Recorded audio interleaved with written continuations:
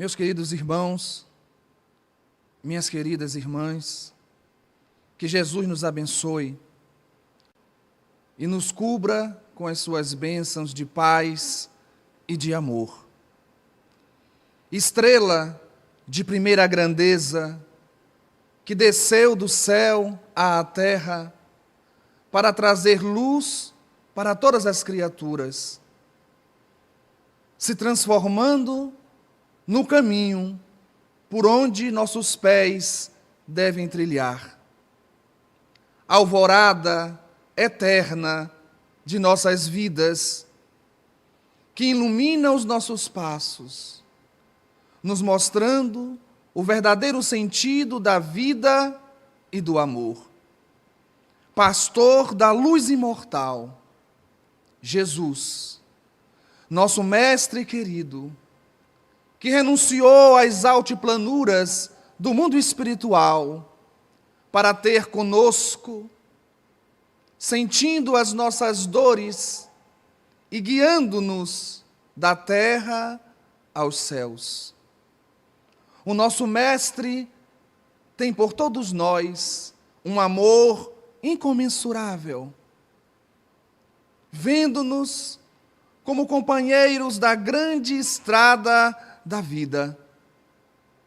Ele andou pelas planícies, subiu as montanhas e cantou para todos nós o mais maravilhoso hino de louvor à vida, ao amor, à esperança e à alegria.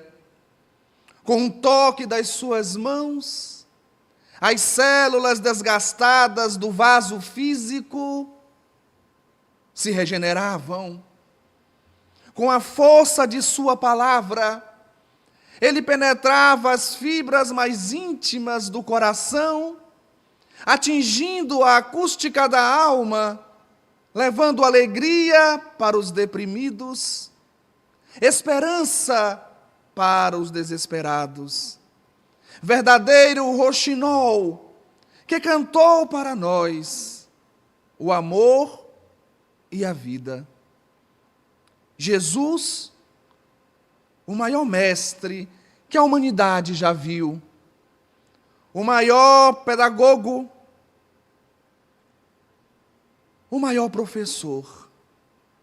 E o interessante é que ele, quando se comunicava com as pessoas, ele não buscava a eloquência dos sábios, dos doutores da lei, não. Ele buscava temas do dia a dia. Enquanto muitos de nós utilizam palavras difíceis para expressar o seu conhecimento, Jesus falava das aves do céu. Ele falava dos lírios do campo, das redes, dos peixes, do grão de mostarda, enfim, ele trazia para o povo simples histórias simples. Sem dúvida alguma, Jesus foi o maior contador de histórias que a humanidade já viu. Foram mais de 30 parábolas, onde ele encantava o coração, despertava a consciência e, com uma técnica de verdadeiro mestre e professor, ele ensinava as suas mensagens eternas. Mas por que Jesus falava por parábolas? Essa pergunta foi feita também pelos seus discípulos. Em determinado momento, Jesus perguntou: Senhor, por que o Senhor fala por parábolas para o povo, enquanto para nós o Senhor traz as verdades de uma forma clara?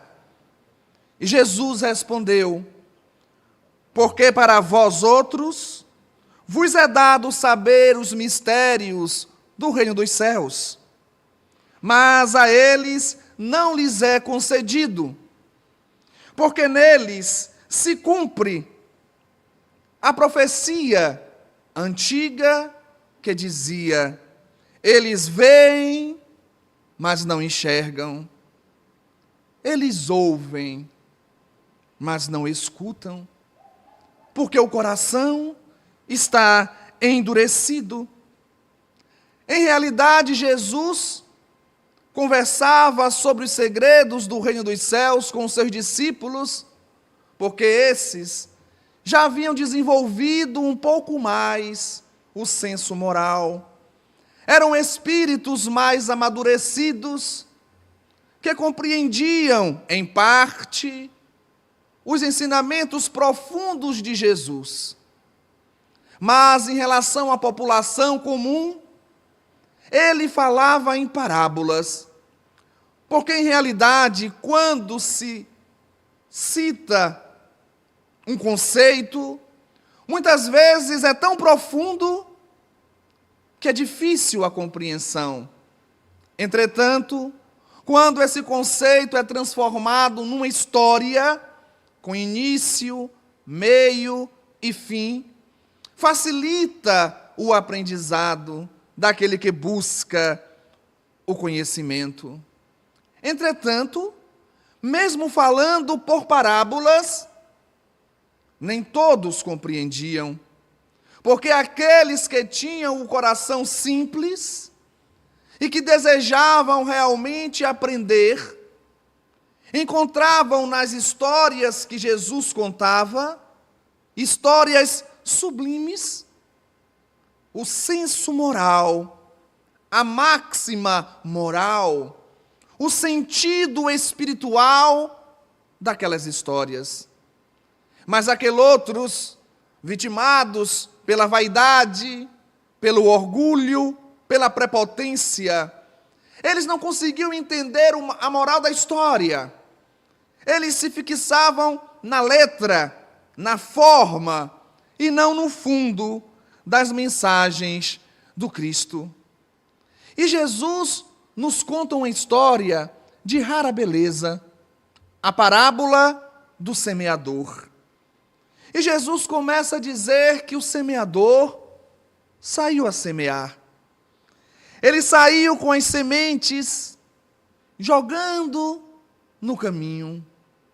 Parte dessas sementes caíram na estrada, caíram ao longo do caminho, e os homens pisaram, e as aves as comeram. Mas o semeador continuava a semear. E outra parte daquelas sementes caiu no meio dos pedregulhos, entre as pedras. A terra era rasa. A semente germina e cresce rapidamente. Entretanto, por causa da terra ser muito rasa, as suas raízes não conseguiram se aprofundar. E quando o sol bateu forte, a plantinha se queimou. Outra parte, porque o semeador não olha para trás. Ele continua jogando a semente. E a outra parte caiu entre espinhos.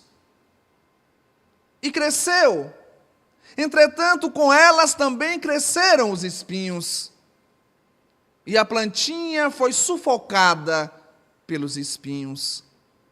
Mas o semeador que não desistia, que continuava perseverante, jogou a semente em terra boa.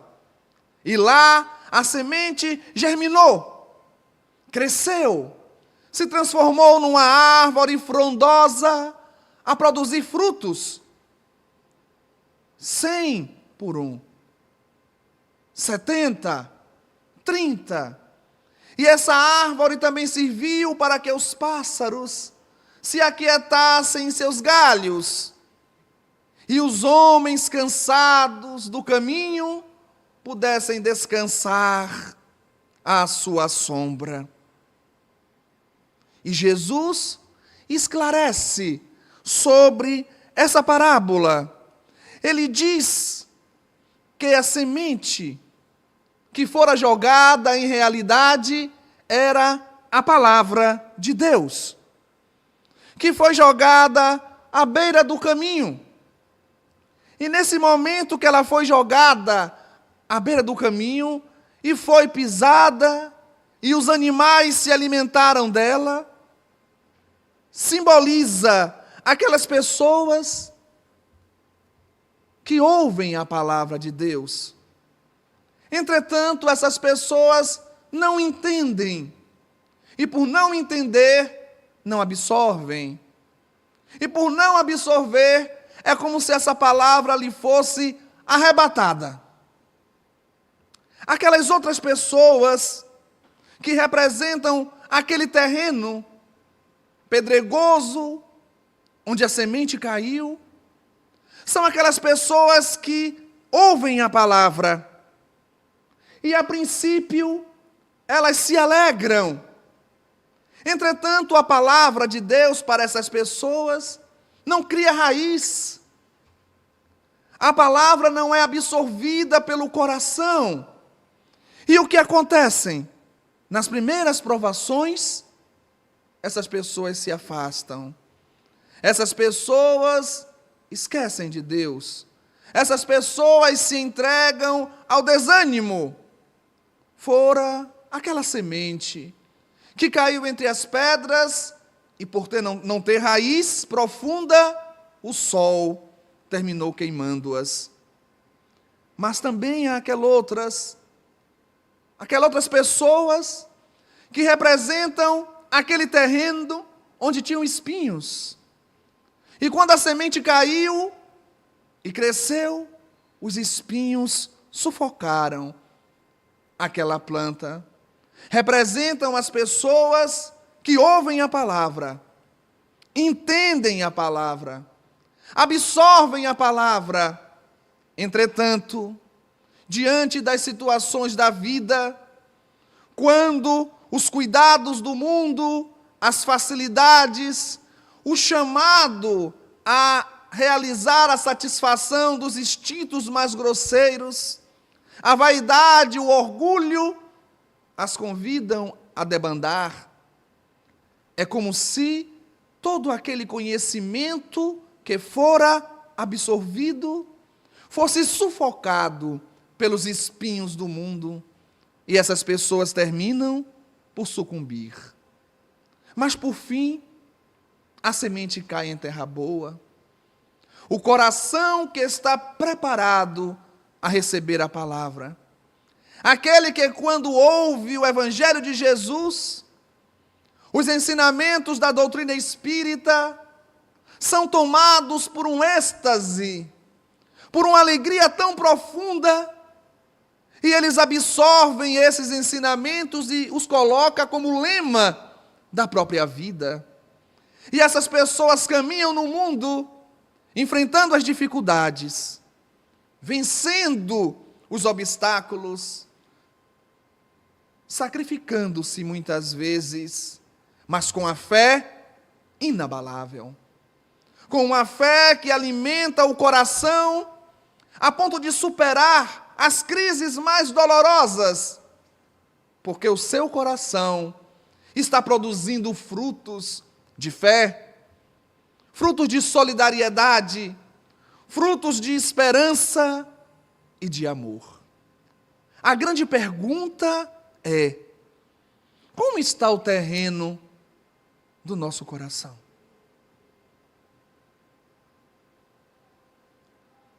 Como está o nosso coração nesse instante? Como está a nossa alma?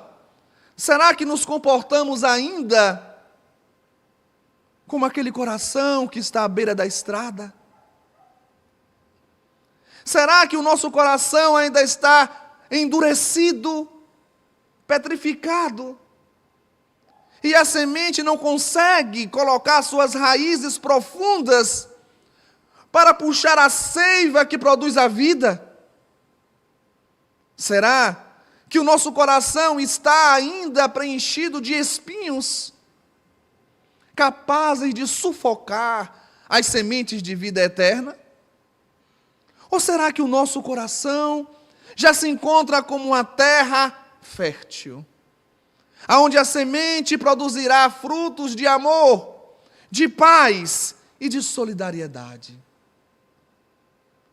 Uma outra questão que nos surge é: como saber? Como saber em que estágio está o nosso coração? Como saber em que estágio está a nossa alma? Evidentemente, realizando um mergulho interior. Muitas vezes nós observamos os homens de ciência, os homens que com as suas naves atravessam a atmosfera do planeta e vão visitar a Lua, colocando sonda em outros planetas, mas não conseguem fazer esse mergulho interior. Nesse mergulho interior, o homem vai conseguir realizar a construção gradativa de valores morais, de valores que possam trazer para ele tranquilidade, paz, para enfrentar a grande dificuldade que está no mundo, para enfrentar as dificuldades da vida, superá-las. Porque nesse mergulho interior surge-nos uma proposta, a proposta de plenitude. Porque aquele que mergulha no próprio coração, ele percebe que não vai encontrar a felicidade fora, porque a felicidade não está nas coisas, a felicidade está dentro de si. E ele busca essa felicidade que preenche todo o seu ser, quando ele conquista a plenitude. É através desse mergulho interior que nos tornaremos finalmente verdadeiros homens de bem. Toda a mensagem de Jesus, em todas as suas parábolas, ele convida o homem à reforma interior. Ele convida o homem a transformar aquele homem velho em um homem novo. Ele convida a criatura humana para a edificação do reino de Deus no próprio coração. E este é um processo libertador. Um processo libertador da consciência. Aquele que se descobre, aquele que se conhece, ele vive como que transportado para fora de si mesmo. Ele vive no mundo sem pertencer ao mundo. Ele caminha pela terra, desfrutando o que a terra tem de melhor, possuindo sem ser possuído, amando sem se apegar, porque o que causa o sofrimento é o apego. Seja o apego às pessoas, às posições, aos títulos, às coisas. Em realidade, aquele que se apega sofre. E aquele que ama verdadeiramente liberta-se em libertando o outro, sem se apegar a coisa alguma. E o que iremos encontrar nesse mergulho? Quando ocorre o mergulho para dentro do próprio coração, o que nós iremos encontrar? Evidentemente, encontraremos imperfeições. Afinal, nós somos seres milenares. Durante séculos e milênios, por muitas vezes, voltamos ao cenário do mundo, através da reencarnação, em busca de crescimento. E nesse processo que vai do átomo ao anjo, que um dia fora átomo, nesse processo de evolução espiritual, nós vamos percebendo que nós deixamos no passado sérias dívidas para serem ressarcidas. Nós sabemos que fomos criados simples e ignorantes, mas que durante nossa trajetória cultivamos hábitos negativos, vícios, imperfeições, que se transformaram em verdadeiras úlceras em nossas almas. E no momento em que realizamos esse mergulho interior, nós vamos encontrar essas úlceras, nós vamos encontrar essas feridas morais para serem tratadas, cicatrizadas e transformadas em focos de luz. Mas nós não somos apenas imperfeições.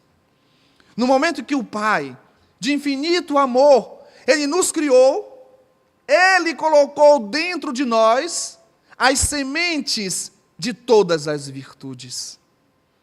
Não foi à toa que Jesus disse: vós sois deuses. Não é à toa que na Gênesis da Bíblia está escrito: Deus criou o homem à sua imagem e semelhança, na potencialidade do vir a ser, na potencialidade de fazer com que essas sementes de plenitude, essas sementes de todas as virtudes, possam germinar em nossos corações, para que assim possamos nos iluminar. Em verdade, nós somos deuses. E o Cristo, que sempre encontrou em nós o lado positivo, Ele nos incentiva dizendo: se tiveres fé, podereis fazer o que eu faço e muito mais. É um convite que Jesus nos faz para acelerarmos o desabrochar dessa árvore maravilhosa que somos nós, na produção das virtudes que são os frutos. Jesus nos convida para essa tarefa. E se não aderirmos a esse processo de reforma íntima?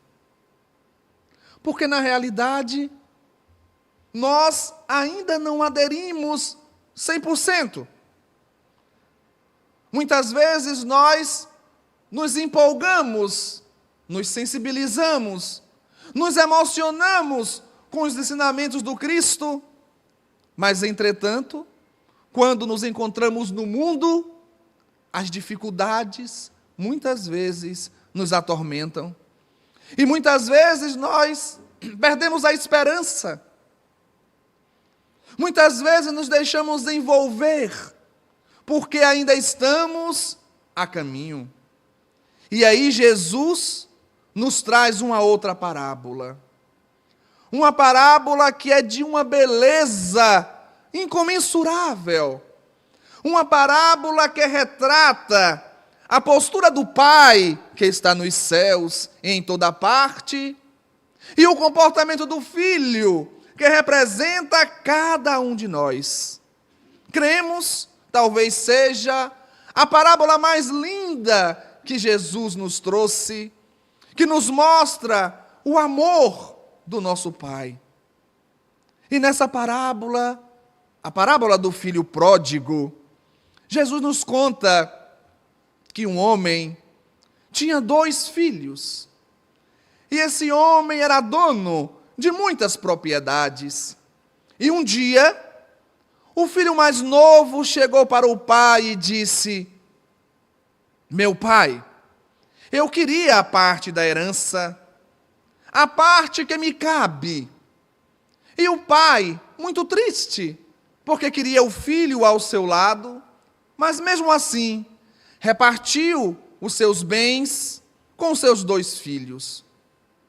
Alguns dias depois, o filho mais novo deixou o pai e foi viver numa terra longínqua, numa terra bem distante. E esse filho, o mais moço, começou a gastar os seus bens com futilidades.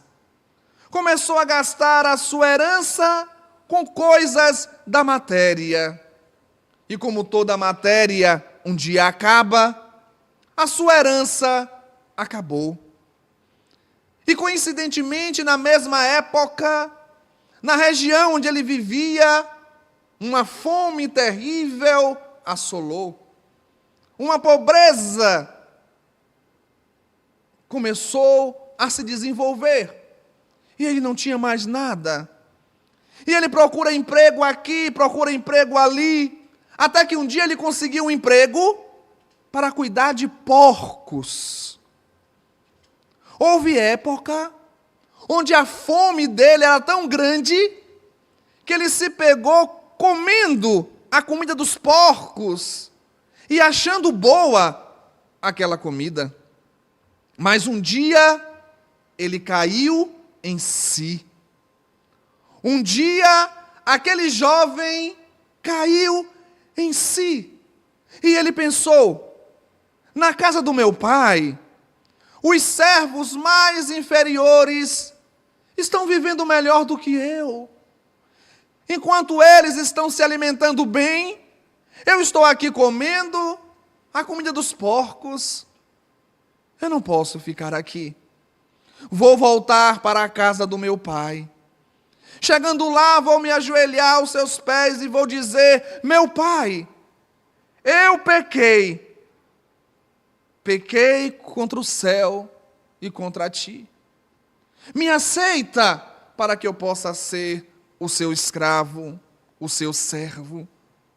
E ele foi em direção à casa do pai. Ele fez o caminho de retorno à casa do pai. Ao se aproximar, ele percebeu o pai na varanda, mas ele ficou com vergonha. Ele ficou com vergonha de se apresentar ao pai daquele jeito em que se encontrava. Ele se esconde atrás de uma árvore, mas o pai, de longe, consegue vê-lo.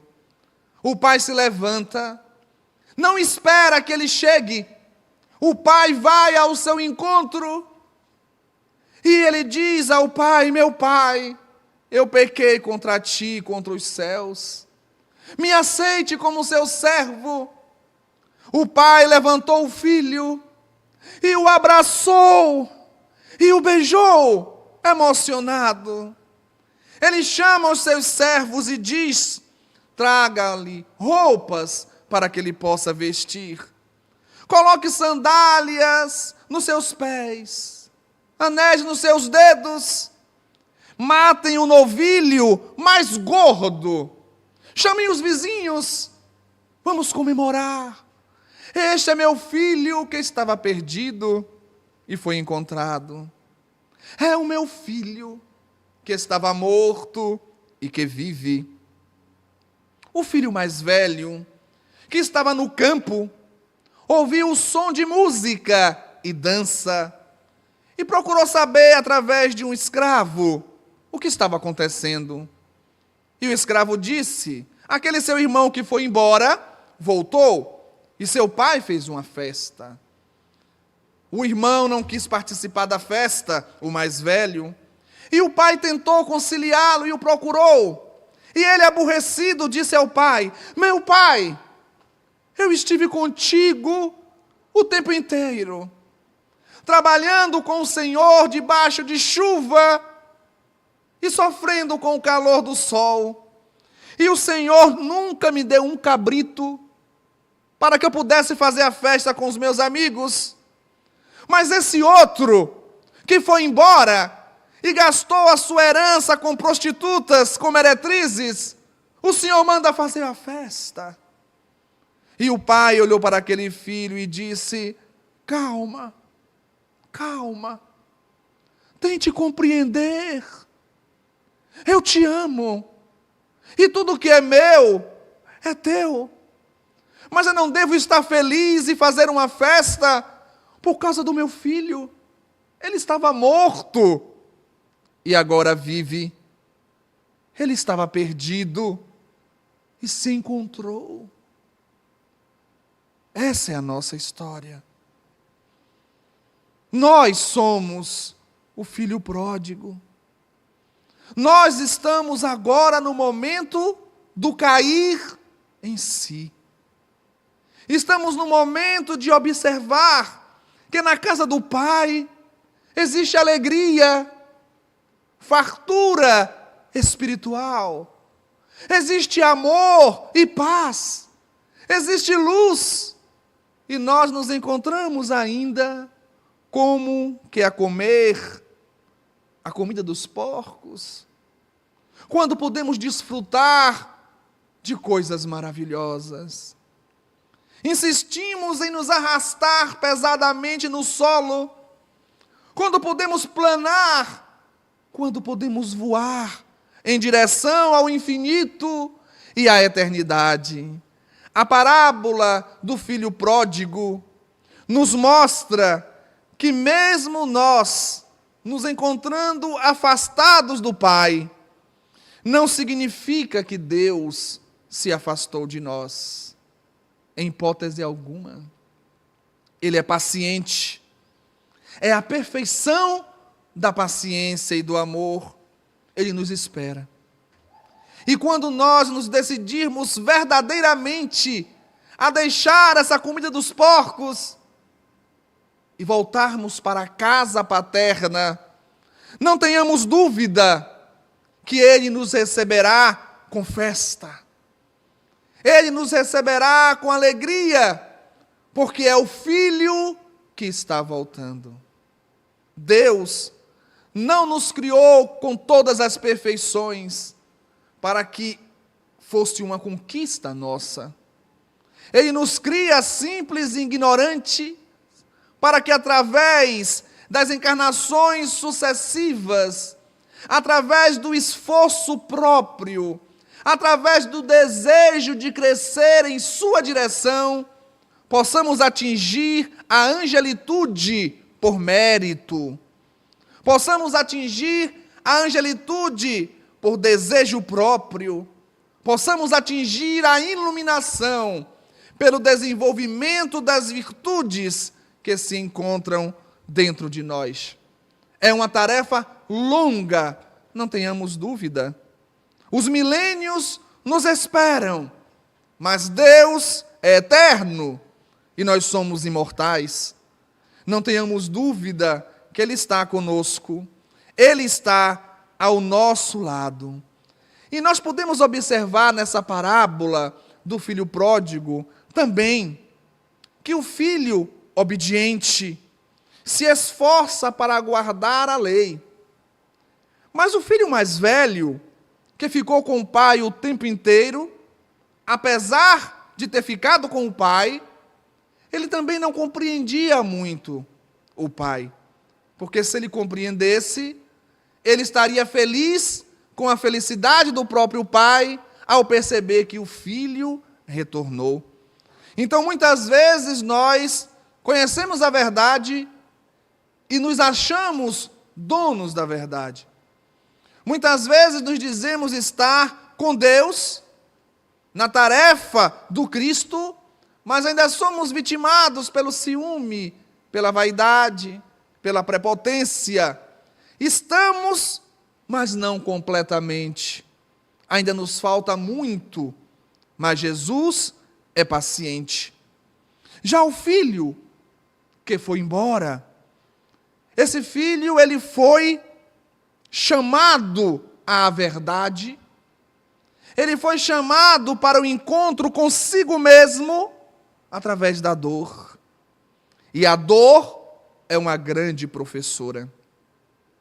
Principalmente no mundo em que vivemos, que ainda é um mundo de provas e expiações. Consequentemente, um mundo caracterizado pela presença de espíritos ainda imperfeitos. Espíritos recalcitrantes, espíritos reincidentes nos erros, nos equívocos, ainda voltados para o mal. Por isso a dor, ela surge como uma benfeitora. Ela surge como uma educadora, fazendo com que o ser desperte para a verdade. Em nosso mundo, a dor é necessária, mas o sofrimento é opcional. O sofrimento é a reação que temos diante da dor. Muitas vezes, nós sentimos dor, mas não sofremos. Quantos missionários, a exemplo de Paulo de Tarso, que passaram por dores terríveis, e em determinado momento ele sorri e diz: eu não sei mais o que acontece comigo. se sou eu que vivo ou se Jesus que vive em mim. A dor estava presente, mas ele estava em paz. E quantas pessoas sofrem sem a presença de uma dor real? Sofrem pela inconformação, sofrem pela insubordinação, sofrem pela falta de resignação. Por isso, toda vez que a dor surgir em nossa vida, sentemos, meditemos e perguntemos a nós mesmos: em meu percurso, onde foi que eu errei? Onde foi que eu plantei essa dor que eu estou colhendo hoje? E se não for algo relacionado com o passado, é a dor prova. É a dor que, quando superada, faz com que a criatura ascenda a degraus maiores no processo de evolução. Esse é o chamado do Cristo. E aí fica uma pergunta para nós, nessa parábola do filho pródigo. Qual filho nós somos? Qual dos dois filhos nós somos? Cremos que o moço.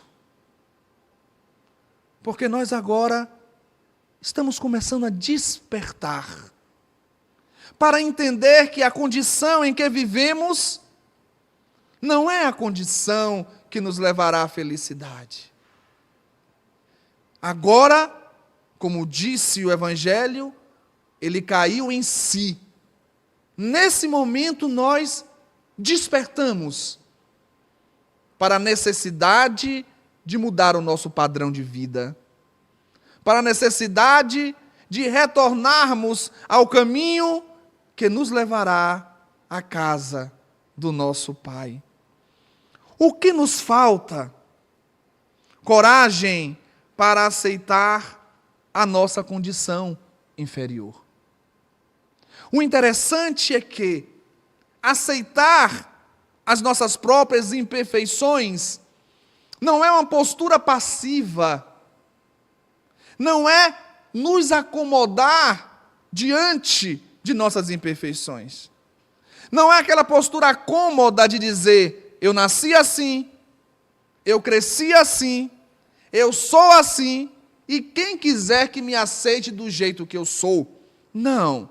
Essa é uma atitude cômoda, é uma atitude da inércia. Aceitar a nossa condição inferior é perceber quem nós somos. É observar as nossas próprias úlceras morais com o desejo de tratá-las, de cicatrizá-las. É observar os nossos hábitos perniciosos com a intenção de corrigi-los. É a percepção precisa da necessidade de evoluir. Não evoluir a toque de caixa. Não evoluir batendo a cabeça aqui e ali, mas evoluir com consciência. Evoluir com precisão. Evoluir com planejamento. Evoluir percebendo as próprias conquistas. E aí vem o próximo passo, que é a coragem para retomar o caminho da casa do Pai. E dizer dentro do próprio coração: Pai querido, eu estou indo. Pai querido, eu despertei para o sentido da vida. Sei que estás comigo, mas vou lutar para que eu possa estar contigo. Eu acredito porque o Senhor é meu Pai. O Senhor é o meu Pai querido, que criou essas abóbodas celestes, que criou as constelações, os astros, que criou o nosso sol, a vida, os animais, a natureza, que criou a mim. Então, meu querido Pai, eu estou voltando. a reintegrar o teu lar. Porque tu és o amor da minha vida. E eu sei que o Senhor me ama. E eu também te amo do meu jeito, mas te amo. E um dia darei alegria ao Senhor, me transformando num espírito de luz, alcançando a plenitude para colaborar contigo na harmonia do universo. Acreditamos nisso. E aí nos surge uma outra pergunta: qual é o caminho? E lembramos que Jesus, quando estava a se despedir dos discípulos, ele disse: para onde eu vou agora, não podeis ir, mas depois vocês irão, porque vocês sabem o caminho. E Tomé diz: não, Senhor, nós não sabemos o caminho. E Jesus responde: eu sou o caminho da verdade e da vida. Ninguém vai ao Pai senão por mim. Jesus é esse caminho. Jesus nos traz um roteiro de amor, aquele código de ética e de moral que fora para nós passado na montanha da Galileia. O sermão da montanha é para nós uma diretriz do caminho a seguir. Jesus desce do céu à terra para se transformar em ponte a nos conduzir da terra aos céus.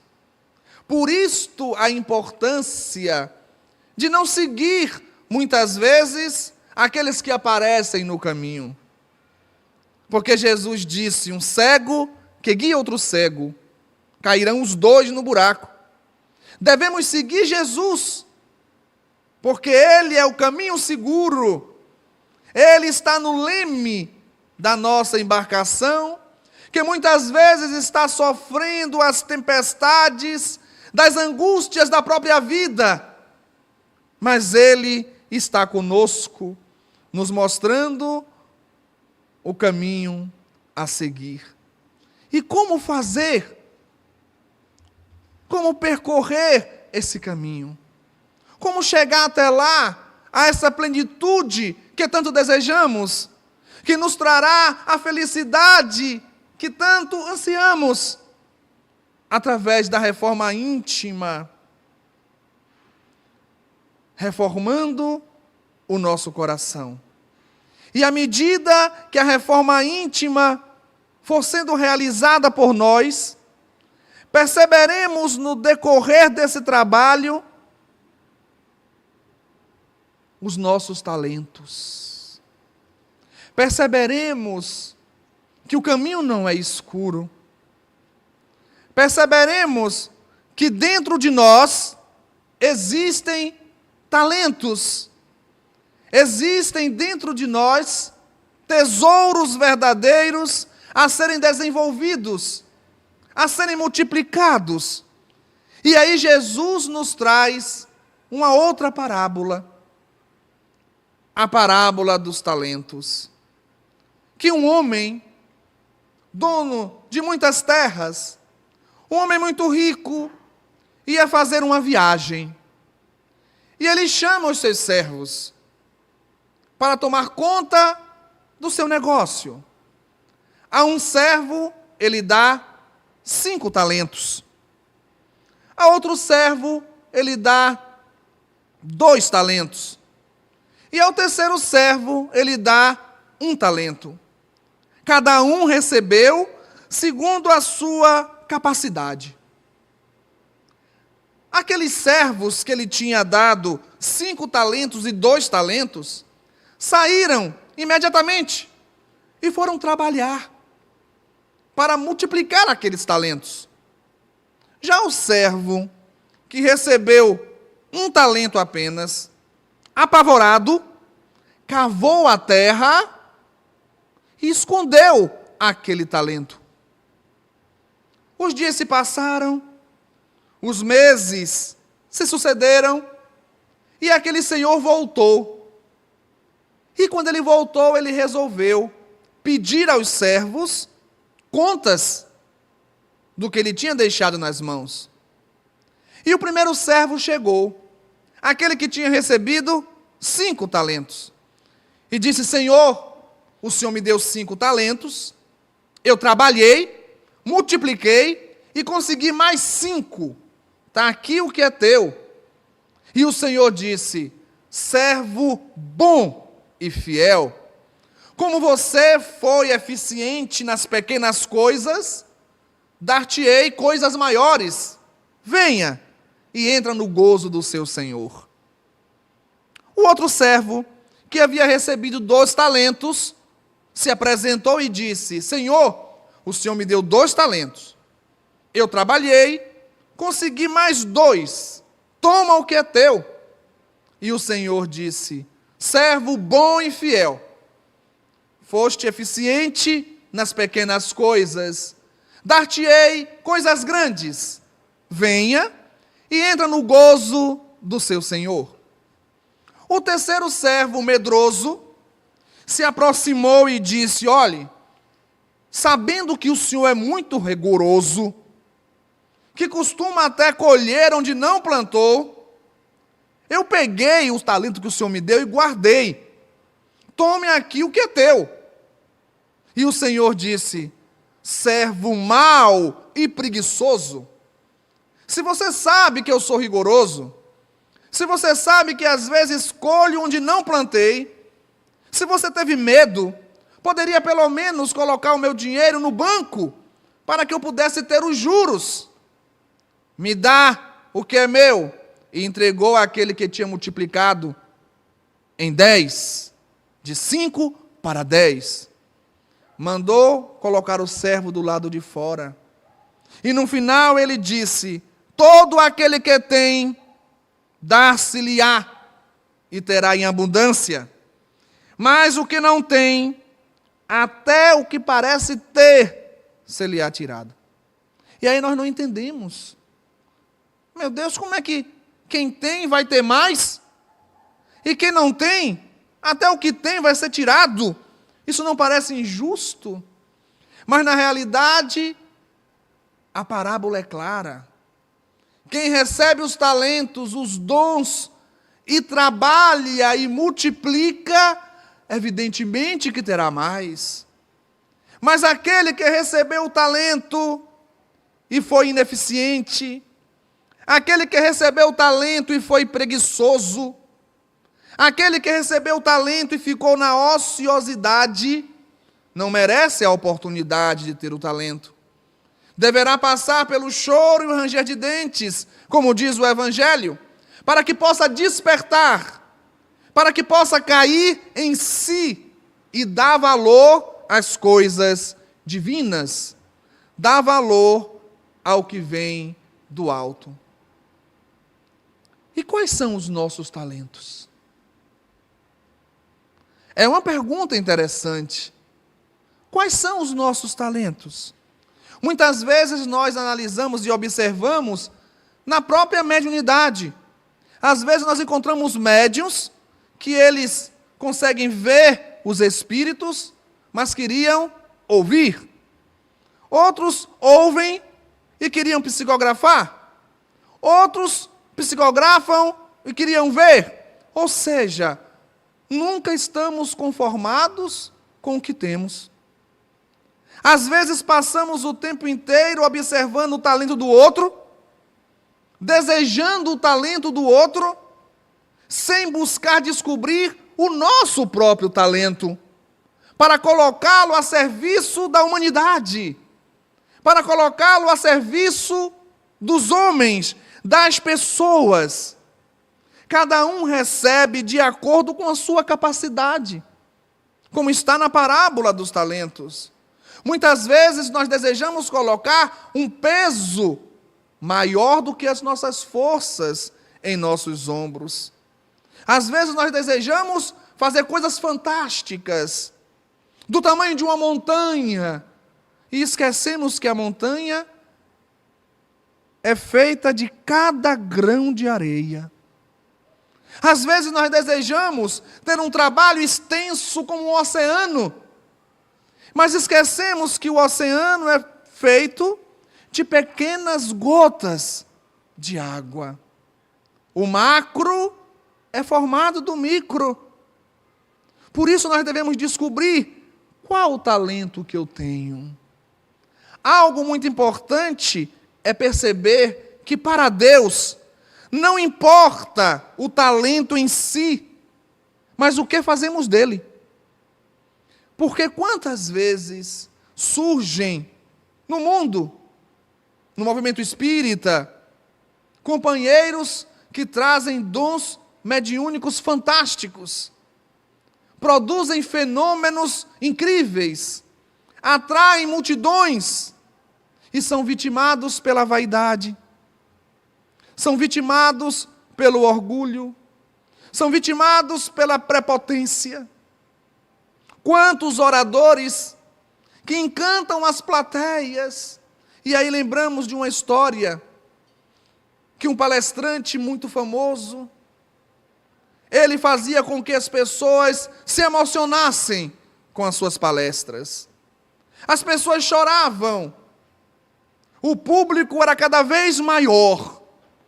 E em toda a palestra dele, tinha um senhor que ficava sentado no cantinho, ouvindo a palestra.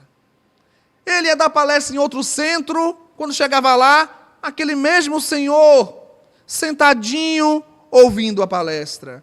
E as pessoas aplaudiam, encantadas, choravam. Mas um dia ele foi dar a palestra e não encontrou aquele senhor. E nunca mais ele viu aquele homem. O tempo passou e esse palestrante famoso desencarna. E se encontra numa zona de dor, de sofrimento. E ele chora no meio da escuridão, quando ele vê uma luz. E a luz vai se aproximando, forma a silhueta de um homem. E quando ele observa espantado, era aquele senhor que escutava a sua palestra. E ele pergunta, mas como? Eu que dava as palestras, eu que comovia as pessoas, estou aqui nessa situação, e o senhor cheio de luz. E o velhinho disse, meu filho, porque você falava e eu vivia. Enquanto você só falava, eu exemplificava. Eu vivia e tentei viver e me esforcei para levar a sério tudo o que você falou e tentava colocar em minha vida. Você, muitas vezes de branco, reluzindo, mas a sua vida passou em branco, porque você não vivia aquilo que você falava. Por isso a importância de percebermos qual o nosso talento. Por menor que ele seja, para nós é importante, porque é o talento condizente com o degrau evolutivo em que nos encontramos. E se utilizarmos bem esse talento, teremos outro maior, como nos ensina a parábola. Servo bom e fiel, como fostes eficiente no pouco, ganharás o muito. No pequeno, ganharás o grande. Se nós trabalharmos com esse pensamento, de descobrir em nós o talento que temos e colocá-los a serviço dos nossos semelhantes, com certeza seremos felizes. E esses talentos não dependem da situação física. Não importa se a pessoa tenha uma deficiência. Não importa se a pessoa esteja numa cama, num leito. Lá, naquela situação, ele pode desenvolver o seu talento. E aí nós lembramos de uma outra mensagem, em que o Espírito dizia, Senhor, dá-me a condição de falar do Teu Evangelho. Mas se algum dia eu perder a capacidade de falar, permita-me, Senhor, ouvir as dores dos meus semelhantes, Mas se lá na frente eu também ficar surdo, permita, Senhor, que eu possa ver aqueles que sofrem. Mas também, Senhor, se eu não mais enxergar, se cego eu ficar, permita, Senhor, que eu possa utilizar as minhas pernas para ir ao encontro do infortúnio e a dor aliviar. Mas, Senhor, se também não puder andar, que eu use as minhas mãos e com elas eu possa acariciar, a dor aliviar, as feridas pinçar.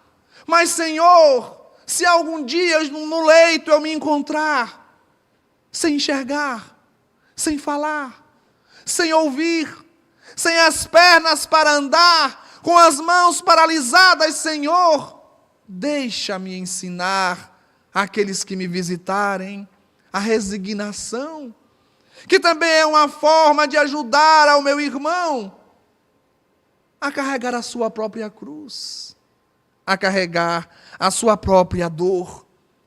Não importa a condição física para desenvolver os talentos, não importa a condição social, se é rico ou se é pobre. Para fazer o bem, muitas vezes, não é necessário dinheiro. Muitas vezes o companheiro rico passa um cheque para uma instituição que vai ajudar muito. Mas outras vezes aquele que não tem dinheiro vai lá e não doa, doa-se. Ele não tem dinheiro para dar, ele dá a ele mesmo. Ele dá a sua presença, ele dá o seu trabalho. E Deus é que julga, não nós, qual é o mais valoroso. Para desenvolver os talentos, não é imprescindível ter uma capacidade intelectual majestosa. A intelectualidade sem amor nos levou às 2 grandes guerras mundiais. A intelectualidade sem amor nos levou à criação de armas de extermínio, de armas químicas. A intelectualidade sem amor nos levou às guerras dolorosas, às perseguições.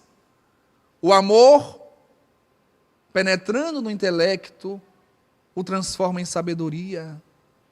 A sabedoria é o intelecto aliado ao amor. Por isso, muitas vezes, aquela pessoa que não sabe escrever o O com o copo, diante da vida, se torna muito mais digna, eficiente, se torna muito mais necessária do que aquele que tem um título de doutor, e com o título de doutor, vive com toda a sua empáfia, com toda a sua vaidade. Lembrando que existem intelectuais maravilhosos, existem doutores caridosos. Por isto, não é a questão intelectual, não é a questão social ou a questão física que determina a utilização correta dos talentos, mas o amor que colocamos em tudo. Como nós vamos multiplicar os nossos talentos? Quais são os passos para que possamos fazer como fez os servos bons, que multiplicaram os talentos que o Senhor lhes havia concedido? O primeiro passo é descobrir quais são os nossos talentos. Perceber o que nós temos de bom. Perceber as nossas potencialidades. Muitas vezes nós lutamos contra as trevas e nos fatigamos. Porque lutar apenas contra as trevas é algo que cansa, que fadiga. Quem é do bem não luta contra. Quem é do bem luta a favor. Então, ao invés de lutarmos contra as trevas, devemos lutar a favor da luz. Fazer com que a luz possa resplandecer, porque as trevas não possuem vida própria. As trevas se instalam quando a luz se ausenta. Se nós fazermos brilhar a nossa luz, se fizermos com que a nossa luz brilhe, as trevas se afastarão, serão dissipadas. E como é que nós vamos descobrir esses talentos? A oração é, em realidade, um instrumento poderoso. Orar é levar o pensamento a Deus, porque através da oração nós perguntamos ao Pai. Através da oração nós nos conectamos com o Pai. E quando falamos, perguntamos ao Pai, lembramos de Paulo de Tarso, quando ainda era doutor da lei, que saiu de Jerusalém em direção a Damasco, em busca dos cristãos na figura de Ananias, e quando na entrada de Damasco ele vê aquela luz maravilhosa, e aquela voz que lhe diz: Saulo, Saulo, por que me persegues? E o doutor orgulhoso, vaidoso, prepotente cai: quem és tu? Eu sou Jesus, aquele a quem você persegue. E Saulo diz uma frase, que é uma pergunta: Senhor, que queres tu que eu faça? Porque o servidor do Cristo não coloca imposições. O servidor do Cristo não coloca condições para servir.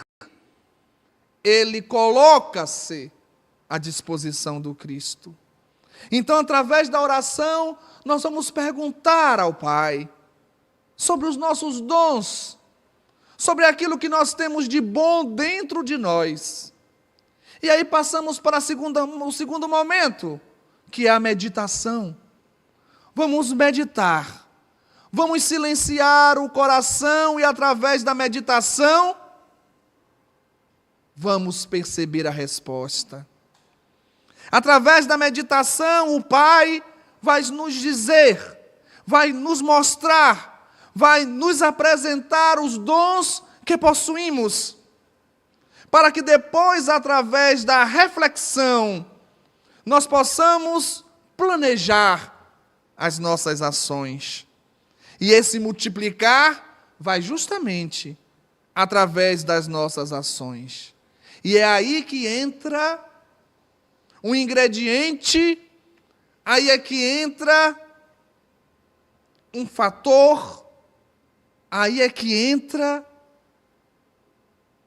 o instrumento que nos servirá para a multiplicação desses nossos talentos, que é o nosso próximo, é o nosso semelhante. O amar, na acepção do termo, o sentir e o fazer. Amar o próximo como a si mesmo. Amar o inimigo. E além, transcender, fazer ao outro tudo aquilo que desejamos que o outro nos faça. Perdoando as ofensas. Não dando ouvido às calúnias e às críticas. Sorrindo e seguindo em frente. Servindo e amando. Amando e servindo. Perdoando e passando. Sem apego. Nos transformando verdadeiramente em filhos da luz.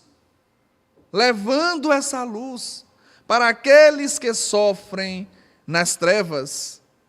E se nós multiplicarmos os nossos talentos, o que vai acontecer? A luz interior se fará. Nós iremos perceber dentro de nós o nascimento de uma luz, mas de uma luz tão ampla, de uma luz tão sublime, e essa luz irá irradiar de nós para os outros. E nós não seremos apenas pacíficos, nós seremos pacificadores. Nós estaremos promovendo a paz, porque a paz já irá pertencer à nossa própria vida. Nós daremos da paz que desenvolvermos dentro de nós. E aí viveremos em paz. Andaremos na paz. E a nossa presença será motivo de alegria onde quer que estejamos. O nosso verbo, seja ele simples, com erros do português, não importa nesse momento do sentimento. Claro que devemos desenvolver o intelecto, buscando falar corretamente o máximo possível.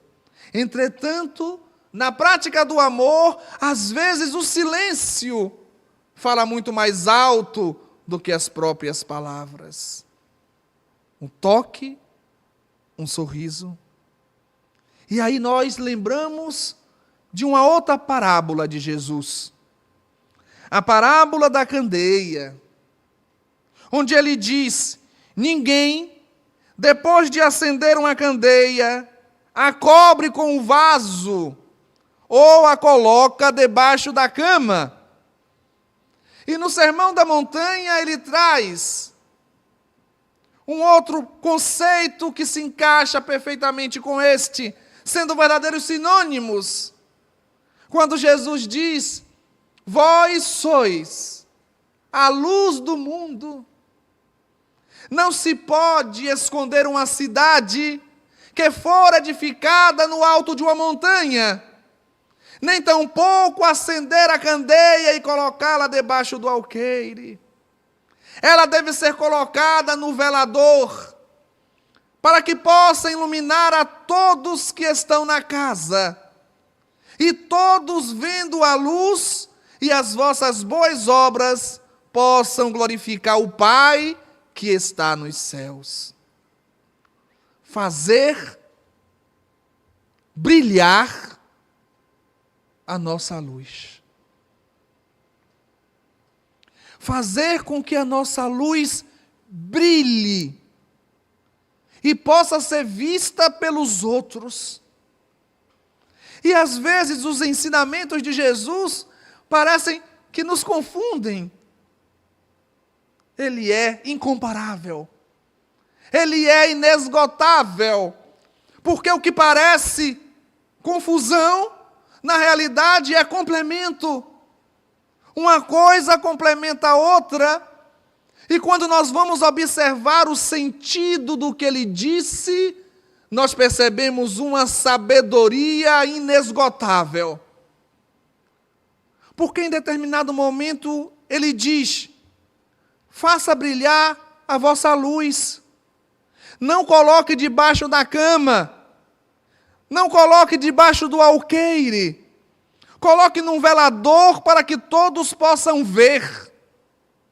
Mas em outro momento ele diz: não faça as boas obras na frente dos homens, para serem vistas por ele. Que a tua mão esquerda não veja o que faz a tua mão direita. E aí nós pensamos: meu Deus, é para mostrar ou não mostrar? E muitas vezes nós ficamos sem saber o que fazer. Mas observemos o que ele diz.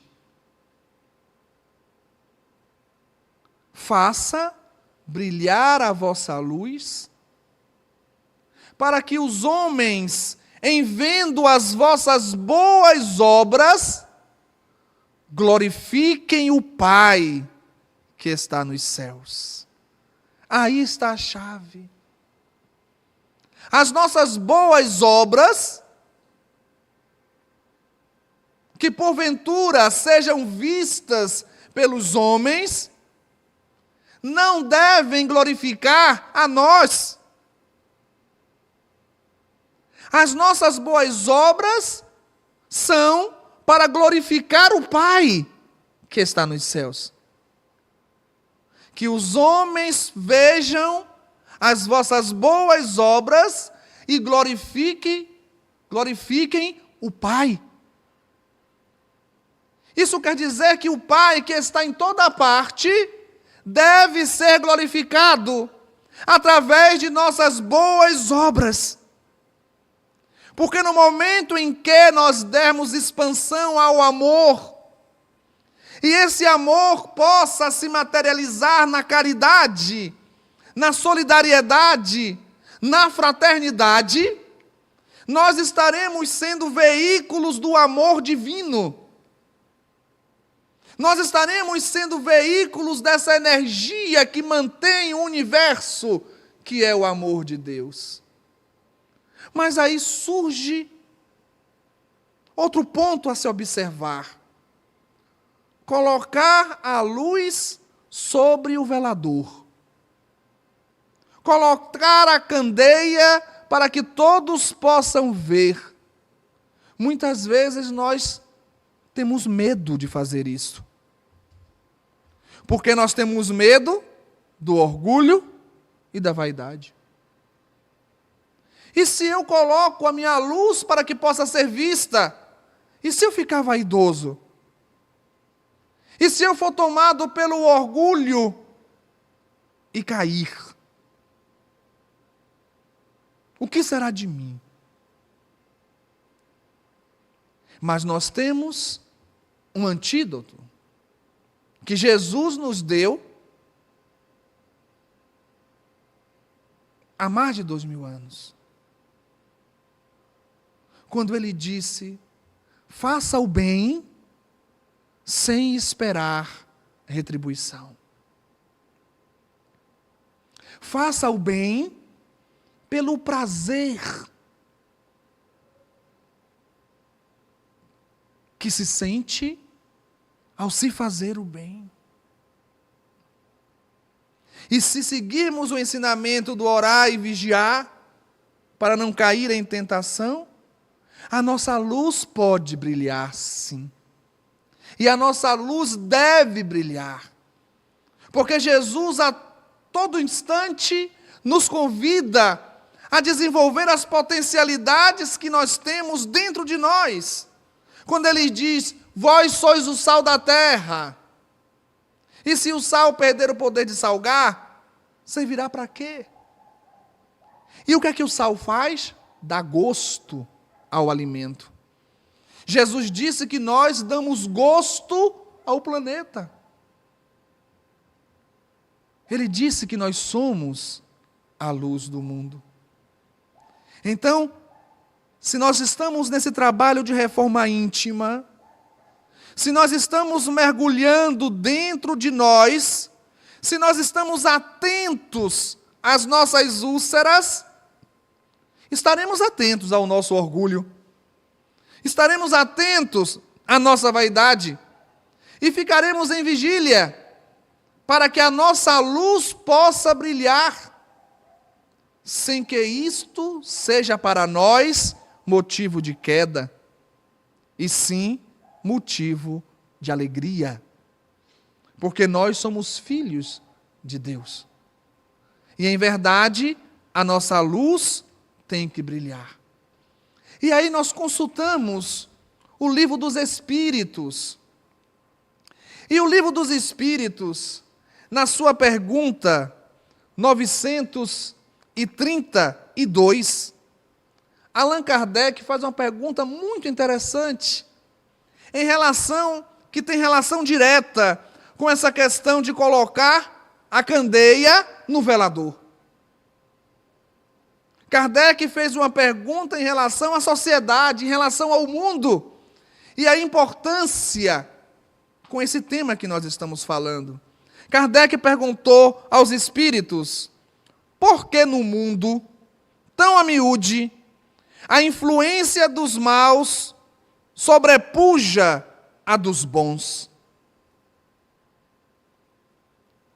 Apesar de no mundo a maioria ser do bem, por que o mal ainda prevalece? Observemos a resposta dos espíritos: por fraqueza destes. Os maus são intrigantes e audaciosos, os bons são tímidos. Quando estes o quiserem, preponderarão, Ou seja, os bons são tímidos. Os espíritos superiores usam uma linguagem polida. Timidez, no nosso popular, pode ser sinônimo de covardia, muitas vezes. E os espíritos dizem, quando os bons o quiserem, preponderarão. E esse querer dos bons, quando esse querer surgirá?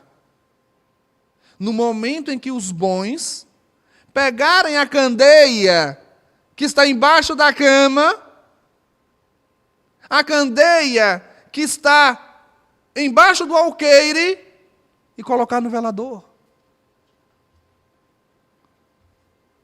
Quando os bons fizerem verdadeiramente brilhar a luz.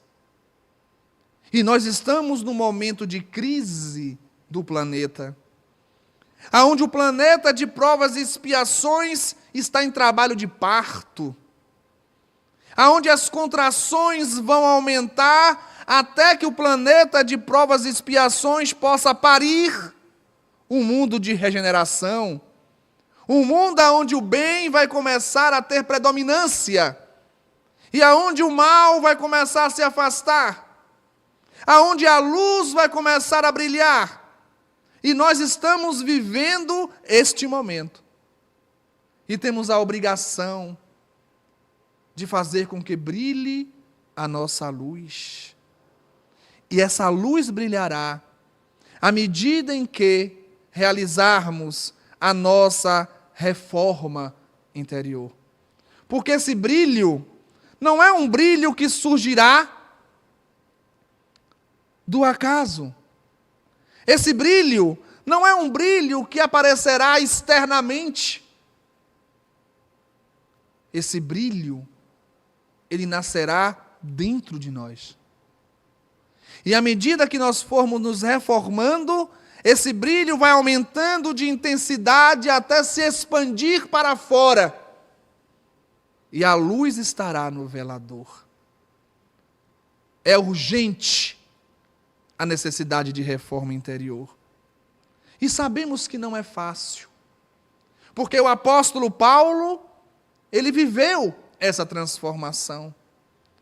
Em uma das suas cartas aos Romanos, ele diz: porque não faço o bem que quero, mas o mal que não quero, esse eu faço. Observemos a angústia dessa observação de Paulo de Tarso. O bem que eu quero fazer, eu não consigo fazer. E o mal que eu não quero fazer, eu me pego fazendo. É a luta daquele que está começando o seu processo de transformação. Aquele que está realizando o seu processo de autoconhecimento. Aquele que busca desenvolver em si a reforma íntima. Ele tem o desejo de fazer o bem, mas ele se sente frágil para isso. Ele não quer fazer o mal, mas muitas vezes se sente arrastado para isto. A perseverança é muito importante nesse momento. Não somos santos ainda. Afinal de contas, como diz o ditado popular, santo é o pecador que não desistiu. Santo é aquele que insistiu para vencer as suas imperfeições. Tanto que depois Paulo de Tarso vem e diz aos coríntios: não sou digno de ser chamado apóstolo, mas pelas graças de Deus já sou o que sou. Ou seja, ele sai da angústia do primeiro momento, do bem que quero fazer e não faço, e do mal que não quero fazer e faço, e ele passa a dizer: não sou digno de ser chamado apóstolo, mas pelas graças de Deus já sou o que sou. Ou seja, eu ainda não sou o que desejo ser. Eu ainda não sou quem desejo ser, mas já não sou quem eu fui. Já estou mudando, já estou me transformando, já estou crescendo e me desenvolvendo. Em relação a nós espíritas, dentro desse processo de autoconhecimento e reforma íntima, nos traz Kardec, reconhece-se o verdadeiro espírita pela sua transformação moral e pelos esforços que faz para domar as suas más inclinações. Hoje, buscando ser melhor do que ontem. E amanhã, lutando para ser melhor do que hoje. E nesse processo de crescimento, a cada passo novo, fica mais fácil dar o próximo passo. A cada conquista, os horizontes se dilatam e surgem novos campos a serem conquistados dentro do nosso próprio coração. A cada momento em que a luz brilha, um caminho de luz se faz em nossa frente e nós começamos a esquecer esse passado e começamos a ver um futuro cheio de luz e cheio de amor. Como nos afirmou Jesus, que a vossa luz brilhe diante dos homens, para que, vendo as vossas boas obras, glorifiquem o Pai que está nos céus. E aí perceberemos que estaremos sendo envolvidos por um raio de muita luz, de muita paz. Perceberemos que já estaremos em sintonia com o divino. Observaremos em volta de nós companheiros iluminados a nos conduzirem para as regiões sublimadas do mundo espiritual. É aquele filho pródigo, retornando para a casa do Pai, iluminado, esclarecido, expandindo o amor por todos os poros, levando alegria em plenitude de luz, para desfrutar as maravilhas do reino de Deus, reino que fora pelo Pai construído antes que o mundo existisse, para receber todos os seus filhos numa vida infinita, repleta de amor e paz. Que o Senhor nos abençoe, que Ele esteja conosco e que nós possamos sair pelo mundo pregando o Evangelho de Jesus, os ensinamentos da doutrina espírita, não apenas com o nosso verbo, mas principalmente com as nossas atitudes, com o nosso viver. Muita paz.